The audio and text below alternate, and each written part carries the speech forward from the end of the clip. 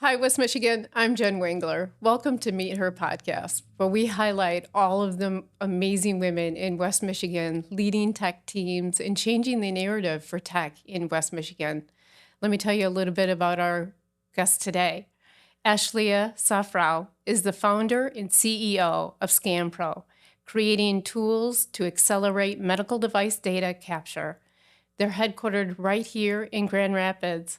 Ashlea, thank you for joining us today. Thanks for having me. Or Ash. You said I could call you Ash. Sure, we're friends. It's great. Great to have you. So, Ash, tell us a little bit more about you. So, raised in West Michigan, married my high school sweetheart, raising my 3 kiddos here in West Michigan. Come from a family of founders as well, or business owners. So I'm incredibly passionate about supporting our West Michigan business community by, continuing to partner and work with other companies, but also passionate about helping, other female founders, whether they're in the tech space or not in some cases, really continue to grow, that business or those businesses here in West Michigan. Absolutely. Well, so tell us a little bit more about SxanPro and where you are today in your market. Sure. Yeah. So I started with a medical device company right out of college. So this is how I got started in the space. I went to Western. And that's kind of how I fell into becoming passionate about helping hospitals reduce dollars lost to unused supplies, equipment, and looking at improving operational efficiencies. So spent my entire career, which has been 17 years so far, working with hospitals across the country. And I pivoted away from working for a company, started my own distributorship, which I just repped other companies that were doing some really cool things that focused on sustainable solutions specific for healthcare. And that's where I kind of got started with my first business. And I found kind of this niche of helping hospitals sell specifically those unused items that cost them, millions of dollars annually. Which seems crazy, right? They buy stuff that they don't use, but it's across, all industries. Yeah. And so through that, I realized why they were having this problem, which was lack of visibility. And so that's what had me starting, looking at this idea for SxanPro in 2017.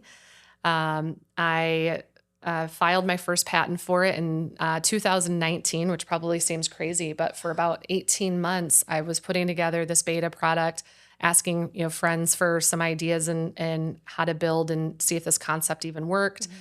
And then I had customers, when I was showing them what this could do, they were like, "Wow, this would be a game changer for us."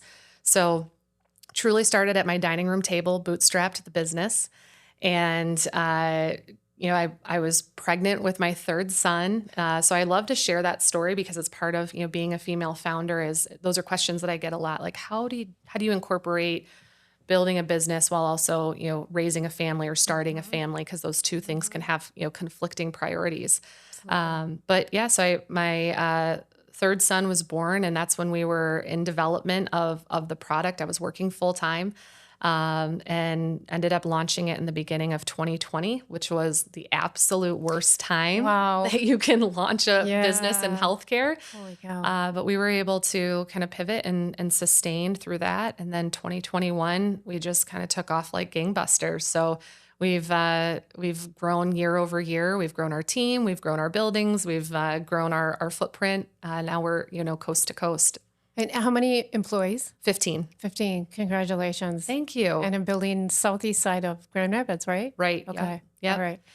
So talk to me, there's a couple different things I wanted to talk to you about. First of all, was your journey to patent. That can be quite a thing. Can you talk to us a little bit about that? Yeah. So I Googled, how do you file a patent? Excellent. One of my friends was like, you should really look at getting a patent. I'm like, I don't think you can do that on mobile technology. And they're like, you should at least look at it. Yeah. So I did. I spent, some time researching, found a couple of attorneys that focused and did the patents for other healthcare software companies, made a phone call, asked, how do you get started? Yeah. They gave me a price, and I was like, let's see how it goes. it was been a journey. I will say that getting a patent is not an easy process. It is not. It took us 2.5 years to get our first one across the finish line. Choosing your patent attorney is incredibly important. Okay. They have to understand enough about your industry or what problem you're trying to solve. Okay. So for me, going after this specific, it didn't have to necessarily be all of healthcare, but like mobile technology and what we were trying to do. Yeah. You don't want to go find a patent attorney that is, focused on manufacturing patents. That's a whole different type of knowledge base. So Yeah. I would say that was, one of the best decisions and still the best decision for us. We use Pulsinelli. I'll give them a plug. Okay. I was going to ask you, so thank you. Yep. So they are not located here in West Michigan, but that is I think the only resource that I've used that's been outside of the state of Michigan. Otherwise, our legal team, our accounting team, everybody else is here in West Michigan. The patents are interesting. So when we got our first patent, that was a huge celebration, and then we were able to kind of expand off of that. Yeah. But truly, the team that you choose is really, really critical for ensuring that you can get it across the line. It's also very expensive. I'm not going to deny that, but it's been really exciting. There's only 4% of women that are solely named on a patent. Isn't that incredible? That's crazy. Yeah. And I think the number is something like 14% of women on all patents. Yeah. So like if you're co-found or co-created something, very, very small number. Well, but that tracks with, kind of the finance and the cost of it as well, too. So you had mentioned bootstrapping your business. And I know, 2% of women receive VC or capital funds to get their business started. Why did you decide to bootstrap it versus a different option? Because everybody has their opinion, right, on which direction to go. So yeah, no, that's a great question. I get that one a lot. So I started out bootstrapping. I did an angel round, and then I did do a private equity raise. So I'll walk through that because I do think that is a critical question for female founders. Yeah. Our business model didn't require a ton of capital on the front end. I was able to, part of our business is software and part of our business is still that disposition. So one was able to pay for the other. Yeah. Also very incredible. I was able to save my husband and I when we did this, right? It was a big investment. We were making the choice of, do we want to buy a lake house or are we going to gamble the lake house money and invest in this idea? And that's what we did. But the lake house is coming. I hope so. It's not there yet. Yeah. But the journey for me was when I started talking with some VCs, it's a lot of work to be able to have to go and say the same pitch hundreds and hundreds of times to try to get 20,000, 50,000. And those are the size of checks you're going to get if you truly have a dining room table business, which is what mine was at the time. So I just didn't have the time for it. I was also trying to build the company, needed to build the brand and what we were going to be doing. Yeah. So that, to be able just to take the money that we had, I realized not everybody's in that same boat. Yeah. So if you are not in that boat, the recommendation that I would make is make sure you take smart money. So going after somebody who understands your business, understands your industry. That took me to my next phase, which is something I say all the time. It's my number one advice, which is you should be reaching out to the person that you can even think you might have a connection with that is so broad in your space that could help advise you. So I made that call, and the person is on my board and still a mentor of mine, but an entrepreneur, had built a business from the beginning. Sold it to a Fortune 500 company and continues to be a serial entrepreneur. So I had him as a mentor. And then as we were kind of growing the business, I was like, I think, it's time to raise some money or some capital in order to get us to this next level for me to hire a couple of people to support the business that are a little bit more of an expensive hire. So that's when I went and did my angel round. And the advice that he had given me at that time was you take the people that give you money, or the people you surround yourself, have to have all three things: a Rolodex, strategy, and money. Okay. And that for me has been how I've actually foundationally made my decisions on all of my partners that have come around us, even outside of our private equity raise. Yeah. So we went that raise. I did it was an angel round, and I brought 3 people that that knew, again, the industry, either had that customer relationship, West Michigan relationship, industry expertise, had been through it. And that was, I didn't have to do it the traditional way of going out to VCs. I went to people that they were like, okay, I get what you're doing. And they had some cash that they were able to contribute. The next phase is that hard part, which is, where do you go from VC or private equity? We were lucky we were able to get past that VC phase, but VC, especially for founders, if you're constantly pitching, and it's not the no's that can be frustrating. It's, you're pitching to all of these different types of investment groups, family offices that have absolutely no idea about the problem that you're solving. Sure. And so if they don't have confidence in what you're doing, they're not going to they're not going to feel comfortable with your business. They're going to be asking you a lot of questions. And for me, it just wasn't a good use of my time. Yeah. I was able to, I'm running the business, I'm building the products, and I'm still out, selling it, knowing we have a team of people that are supporting, right? But still, at that stage of when you're going through the VC, you're still, as the founder CEO, very much in your business. Yeah. So I was able to make the choice to go after a small fund PE raise, and it was a great decision. They invest in healthcare technology. They do one investment a year, and it's been a good partnership. So that was a long-winded answer, but I would say aligning with people along the way that understand your problem, or can open doors to customers, or can guide you through the growth of a business, because you change just as much as your business changes, is really, really critical. Yeah. And you received some exciting news earlier this year. So EY, Entrepreneur of the Year. Yes. Is that right? Yes. Yeah. It's a really exciting event. That's so cool. So, what does it take to get to that point? I mean, you and I talk a lot about, how you built your team, which I'd love for you to share with our audience, because I think you have some great insight as to, all right, so I've started this company, I've, started my LLC. What's the next step? How do I build a team around me? Yeah. So I convinced one of my best friends to come and work with me at the dining room table. Excellent. And she is still with us and running on our leadership team today. And that was really important. You need to have somebody that's just going to start with you. And we laughed, like, she'd come over and be like, what are we doing today? I'm like, I don't know. Let's make a list. And that's kind of how it starts, right? Yeah. You have this concept, but how do you actually commercialize it? And so, she and I built the first year through COVID, and kind of just did some of these small projects just to sustain the business to get us through that 2020 year. And then in 2021, I brought in a part-time controller, and he is also still with our business today. And when I say part-time, like, he worked with us 1 day a week, but I exchanged my office space for his expertise and helping us with the books. Gotcha. That is absolutely critical. Yeah. You have to have a great CPA controller, somebody to get your books aligned right away. And then friends and family. I'll tell you, my first true hire, she was our 4th hire, Katie.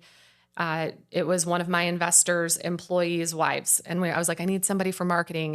And Katie came in, blew us away. And again, our whole team Katie's still with us as well. And so it's aligning with people who truly understand that this is you're going to wear a lot of hats, are able to realize that they aren't going to be just sitting in one seat all the time. They're incredibly passionate about what you're trying to build and grow. Yeah.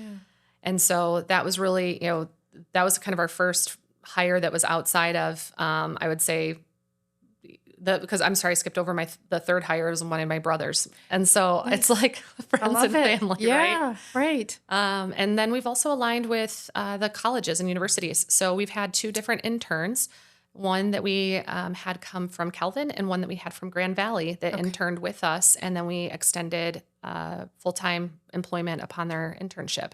So cool. even though we didn't need full-time people right away, we were able to bring them in. They got to learn the business, what they were doing. And then when we were ready, within 3 to 6 months, as you continue to grow, they were right there and excited to come work alongside us. Very cool. Yeah. Well, what a shining example, too, for any young person coming into and hearing your story. So I think we don't talk about entrepreneurial-ish enough, right? And like what it takes to, run a company and do all of those things. So yeah, it can be a challenge, right? For me, you start something and it's two different personalities, right? You're founder, CEO, someone like me is a visionary. I love being in the hospital and figuring out the problems we can solve, and I can create the tech. But now we're in this transition of, and this is where I was saying you grow as your company grows, is then you have to actually formalize the business. You have to have HR, you have to have processes, yes. And development and all of that. Yeah, operations, right? That's so right. Important. That is, yeah. So let's talk a little bit more about SxanPro. What's next for the tool? So we just are launching. It'll probably be launched by the time this goes live. Our exchange platform. So we're really excited about it because it integrates into what we've already been doing with our mobile technology. We can go on site, we can capture all of this data for hospitals. We're also able to show what they are not using and help them sell those products. Okay. But what this is going to do is actually provide more value to the hospital because they'll be able to have insights into, and this is important for multi-site hospitals, is they'll be able to see that Hospital A has a product that's going to expire in 6 months or less, and Hospital B has that same product and they're using it regularly. And so we can make recommendations on how to move your expensive inventory between your sites instead of those items going expired. Wow. Okay. Most hospitals lose 10 to 12% of their annual spend due to unused items or product expiration. Oh, wow. So as an example, one of our hospitals in June is one of our beta customers, 12 hospital system. They had $1.7 million at risk of going expired and unused over the course of the next 6 months. And we were able to make a recommendation to do an intra transfer of $800,000. It's incredible.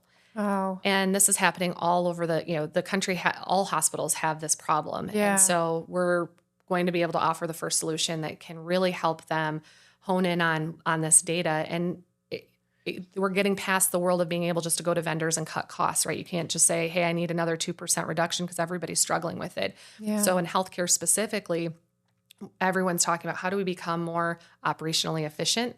And our technology provides the efficiency, but now we're layering on these new analytics and dashboards that can help them really target these areas that they haven't truly had visibility into prior to now. Very cool. How can people find the app? So app is on iOS, but we do everything through contracting. So you can go to SxanPro.com. You can email me, connect with me on LinkedIn. Yeah. But it's definitely a software tool. So we use mobile technology, but a lot of the value comes through our cloud-based analytics. Gotcha. So you're going to be talking at Tech Week. I am. Yay. I'm so excited. So for our audience, you can go to techweekgr.com to find all of the list of events and speakers. It's the week of September 16th and it's the 21st. Awesome, great events. I love the one that I went to last year, the Young Entrepreneur Route, the pitch event. Oh, yeah. Fantastic. Yeah. We'll have more of those this year. Good. It's really cool. We're really trying to dig deep into that entrepreneurial world, too. Last year, we had just north of 13,000 visitors in 40 events. We outpaced Denver Tech Week That's in our second year. What an accomplishment. Isn't that crazy? It's great. Yeah. So, I mean, it really is the community kind of coming together and wanting to, share all of the cool things that they're doing. So we couldn't do it without the great community like yourself.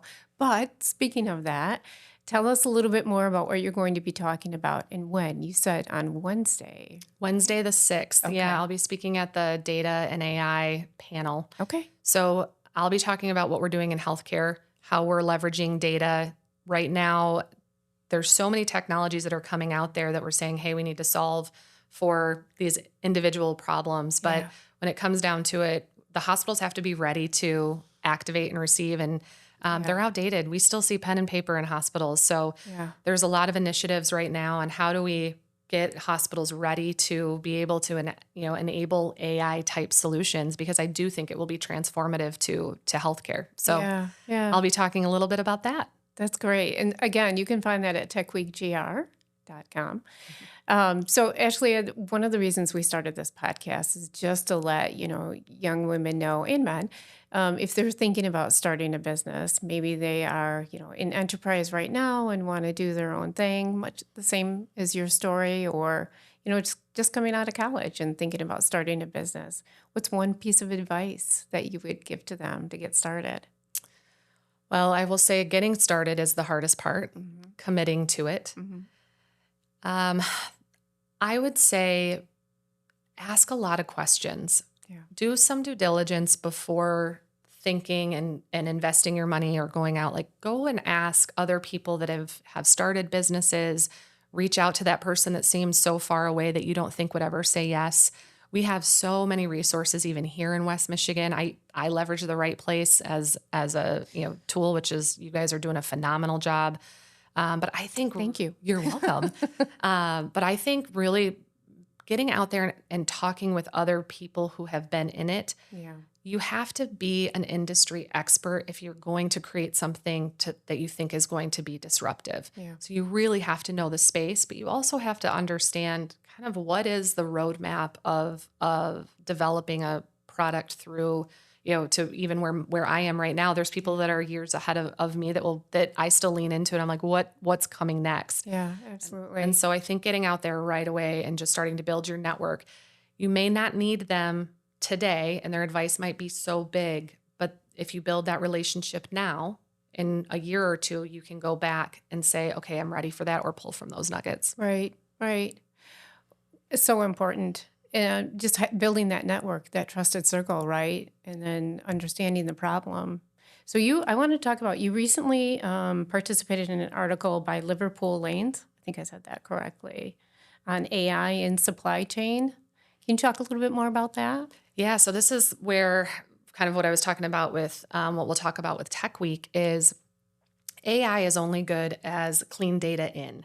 And so hospitals right now are really trying to get ready for having clean data. And the problem is we have ERPs and EMRs, and that is irrelevant for probably the audience here. Yeah. But it's just all these different systems that don't necessarily connect, because historically in healthcare, everything has been non-barcoded, and you had to manually type products in to your system and identify your own internal facility ID. Yeah.